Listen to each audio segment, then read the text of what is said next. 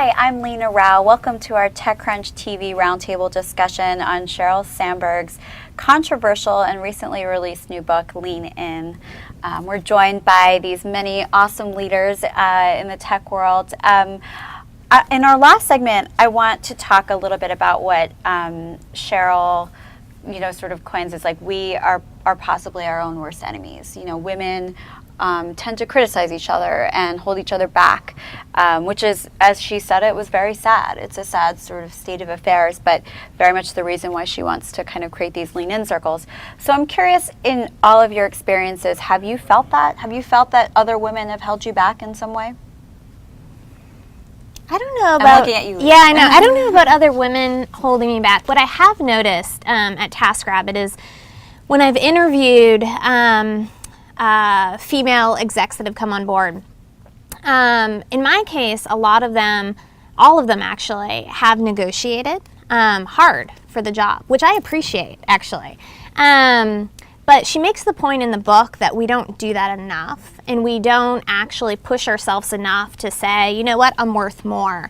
And it's the fear of likability, it's the fear of that being too aggressive or being an antagonist. And actually, when I was reading it, it was interesting because one of our newest execs, our COO, Stacey Brown-Philpott, who just came on board, she worked for Sheryl, actually, at Google. And so she negotiated hard for her role at TaskRabbit. And again, I respect that. And after she came on board, she said, prior to joining TaskRabbit, I was looking at other opportunities, and the timing wasn't right for her to come on there, so she was exploring other options. And she was accused of negotiating too hard somewhere else. And it was an all-male exec team. And she decided after that it just wasn't a great fit for her. And she moved on, and thankfully, and I'm very grateful, she ended up at TaskRabbit. But I thought that was just an interesting story, an interesting point, and something that I see happen again and again. And when women do negotiate, I celebrate that. Go for it. That's what we need more of in business. Absolutely. The one example I have, because by and large I actually haven't experienced women holding me back or even exhibited it that much. However, there is an exception, which was in my first 2 weeks at Google. I was, barely 22 years old, and another woman pulled me aside and said, "You're really abrupt on the phone. You sound very aggressive. You should really soften your tone." And I was shocked because I'm the middle of 5 daughters. My father and mom raised us to be, empowered women. And my boss at the time, who was the only woman VP at Google at the time, had never mentioned that to me. So this was someone else. And so I told her, I actually went right to her because I thought, 2 weeks on the job, I'm already getting negative feedback, And she was furious. And she actually went and found that person and said, "You never talk to my employee that way again, and you never give that advice to another young woman again." And that was the only example I had, and I so appreciated the senior woman coming to my defense for something that was just so ridiculous. That's funny because I almost have an opposite example where when I started at Box, I was pretty young, I was 24, 25, and my boss pulled me into a room and she's like, "I'm going to say something. It might be a little hard to hear, but hopefully you can just take it as constructive feedback." And she said, like a lot of women, you are saying smart things, but you're framing your statements as questions.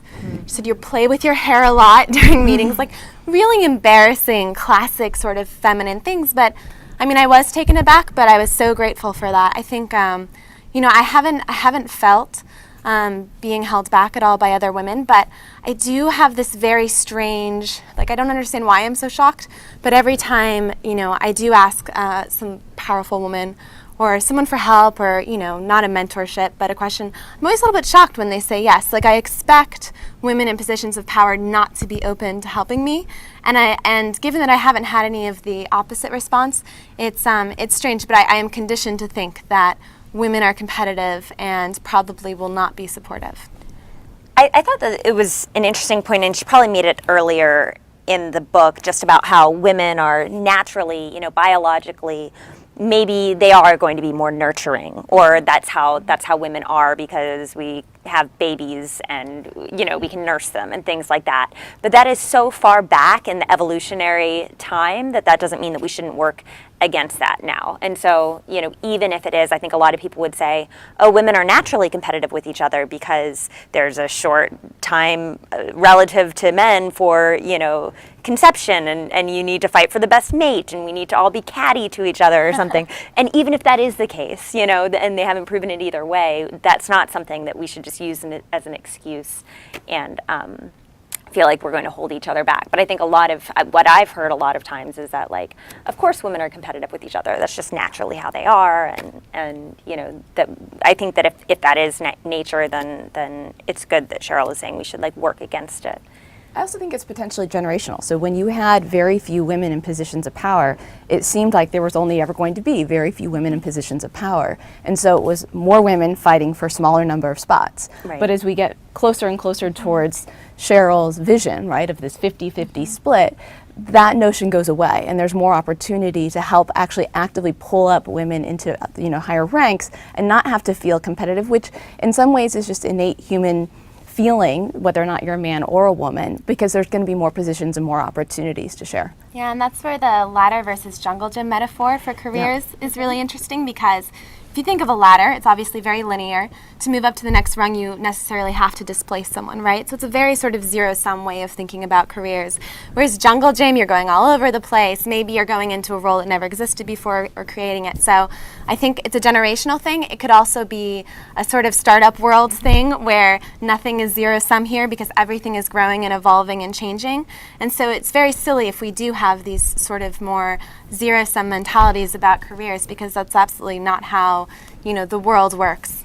I love the ladder and jungle Yeah. gym comparison, because I think that's such a good way to kind of describe what a career is, and how, like she said, she had taken different roles at different places. Some may have been interpreted as a demotion or something lower, but ended up advancing her career. And I think that's a lesson that's great for all women to kind of realize that there are there are all different paths to finding that professional happiness. So, For me, how I'd answer this question, actually, if I really wanted to be very honest, is I'm the person who might hold myself back the most. And really, the guilt and she says, guilt and insecurity make us second guess ourselves and in turn resent one another. And, she hasn't met any woman who's comfortable with all the decisions, and I'm not comfortable with all the decisions I make, and I'm constantly trying to balance so many things.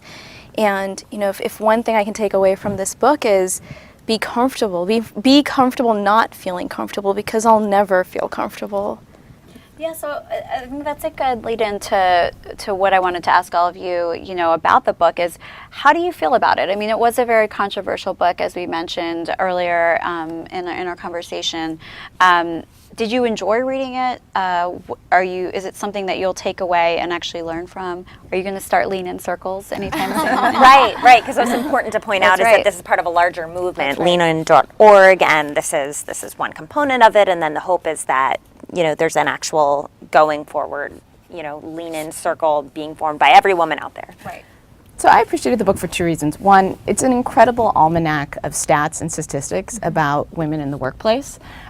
So I think almost a third of the book is footnotes. This is an incredibly well-researched and footnoted book. And so I found that interesting to have that consolidated. And then the other piece was really that it's the distillation of a lot of the things that I have thought about, that my friends have thought about. I'm the middle of 5 daughters, that my sisters have thought about, but broken down into really small nuggets of advice and guidance. So it perhaps wasn't every single page was revolutionary or new, but it was the distillation of something that I or someone I know has thought or felt into a way that was very, very clear and crisp. And if that's useful for other women, that's wonderful. Yeah, I found the book to be really refreshing, honestly. I mean, I felt like it was a different perspective than what we usually hear, but it's actually a perspective that I share. And a lot of people, have interviewed me about, what is it like being a female in tech? What is it like being a female CEO? She mentions actually the San Francisco Magazine article that came out with my head on Mark Zuckerberg's body, which I was appalled by the way. And so it was just nice to have a refreshing look at the issues. I, for one, am really excited about having every single person at TaskRabbit read the book. Manager, individual contributor, executive, everyone. We ordered 60 books. And I think it's just such a great, for men, for women, for everyone to read and really internalize. Yeah, we ordered it at Vox as well, and I'm reading it in my book club, so I will have many future discussions on this. I really liked this book. I think a lot of times, every now and then, the like women in tech or women in leadership topic bubbles up, and usually it ends up being totally counterproductive and nothing meaningful happens. I like that Cheryl from the onset said there are lots of institutional things that we need to deal with. Other people are fighting those battles. I'm going to look at what individuals can do. And as an individual, I really appreciate having advice that I can directly apply. Whether or not this will become a campaign or a movement will be very interesting because it's so nuanced. So usually if there's a big social movement or uprising, it's because there's some sort of extreme view. And at the aggregate, it is extreme, right? Going to 50% Fortune 500 female CEOs would be extreme, but all of the little pieces and steps we need to take to get there are so nuanced and subtle. So it will be interesting to see where this book goes from here. But I certainly appreciate it as an individual. Well, I felt very validated. It was really refreshing as I was going through many points and I could resonate with what she was saying. There's a young 22-year-old who just graduated from Cornell last year, and she's bright, talented, ambitious, and I'm, same thing, encouraging her to read this book, and we'll talk through it.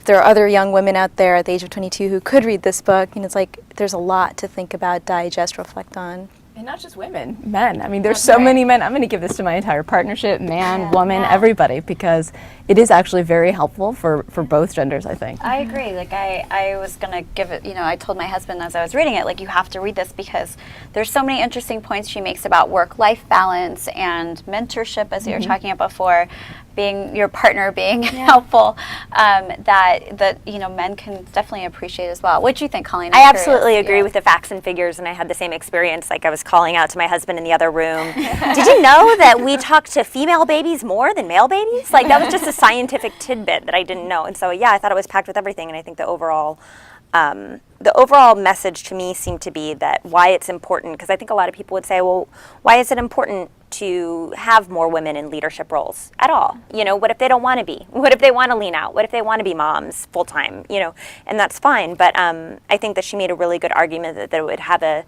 trickle-down effect if we have more women in leadership positions. And that's the thing that I'm kind of taking away from the book, that even, the way that the role of women in the world, there are a lot of problems, and that just having more women at the Fortune 500 level, it is a top 1% problem, but there will be a trickle-down effect from it. And so I guess I'm starting a lean-in circle. Yes. I just can't wait to see the TechCrunch TV panel of men discussing lean-in. Yes. I will tune into that. Oh, yeah. I loved how honest she was, and I think that was refreshing, because I think it would have been easy for her to say, things are great, my life is great, I'm lucky to have the life that I have. But she was very honest about how she still has, battles with guilt all the time. And for a mom that battles with guilt on a, minute by minute basis, being away from your child, it made me feel better. If the COO of Facebook is feeling, as the guilt that I am, then, there's something there, and something that we can do at least to change it, or battle with it. So I found it really refreshing, how honest she was. Yeah. And it's great to have a conversation with all of you super established women being honest as well. And so hopefully more people will follow in her footsteps, and we'll have, a lean in by Leah Buskey, a lean in by Megan Quinn, a lean in by all of you, talking just more about this in the next 10 or 15 years ahead. So it's been great. Thank you for watching this roundtable discussion of Lean In, and hopefully this is just the beginning of a conversation about these important topics. So thanks.